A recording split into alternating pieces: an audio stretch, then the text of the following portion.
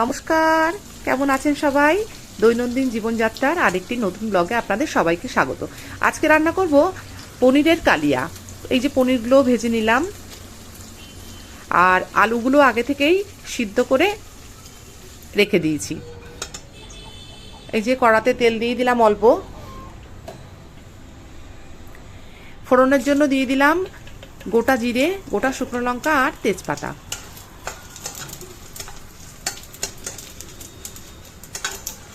খুব ভালো করে ফোড়নটাকে ভেজে নিলাম, সুন্দর একটা গন্ধ বেরোচ্ছে। এবার দিয়ে দিলাম কেটে রাখা ক্যাপসিকামগুলো। ক্যাপসিকামটাও একটু হালকা ভাজা ভাজা হবে।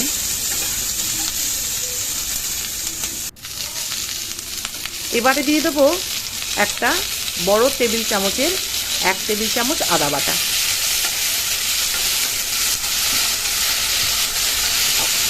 খুব ভালো করে এটাও মিশিয়ে নিতে হবে।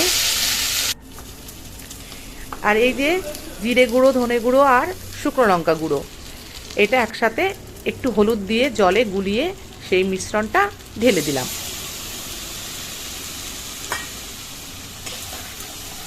এই রেসিপিটা ঝাল ঝাল, টক টক, মিষ্টি মিষ্টি, খুব সুন্দর খেতে হয়। দুর্দান্ত স্বাদের একটা নিরামিষ রেসিপি। আপনারা বানিয়ে খেয়ে দেখবেন, ভালো লাগবে।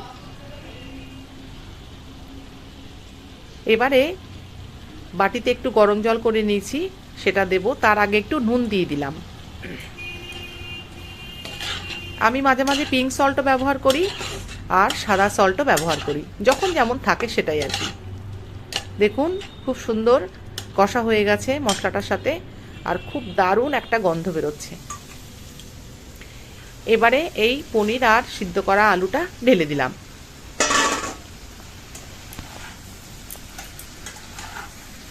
এত ভালো গন্ধ বেরোচ্ছে, রান্নাঘরটা পুরো মমা করছে গন্ধে। এবারে দিয়ে দেবো একটু টমেটো সস, 2-2.5 চামচের মতো দিলাম। সবজিটা একটু বেশিই হবে। এই যে গরম জল করে রেখেছিলাম বাটিটার মধ্যে, সেটা দিয়ে দিলাম।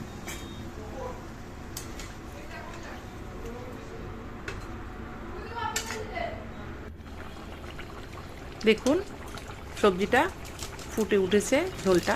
এবার দিয়ে দিলাম গরম মশলা গুঁড়ো।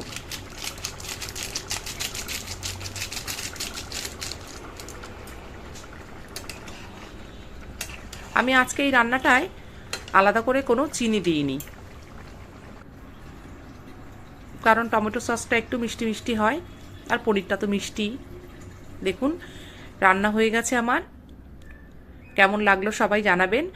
আর আজকে এছাড়াও একটা রান্না করেছিলাম, সেটা হলো জলপাইয়ের সাদা চাটনি। রেসিপিটা অন্যদিন দেব। সবাই ভালো থাকবেন। ভালো লাগলে একটা লাইক, কমেন্ট, একটা শেয়ার করবেন প্লিজ। আর যারা এখনও আমার চ্যানেলটাকে সাবস্ক্রাইব করেননি, প্লিজ সাবস্ক্রাইব করে আমার পাশে থাকবেন। Thank you.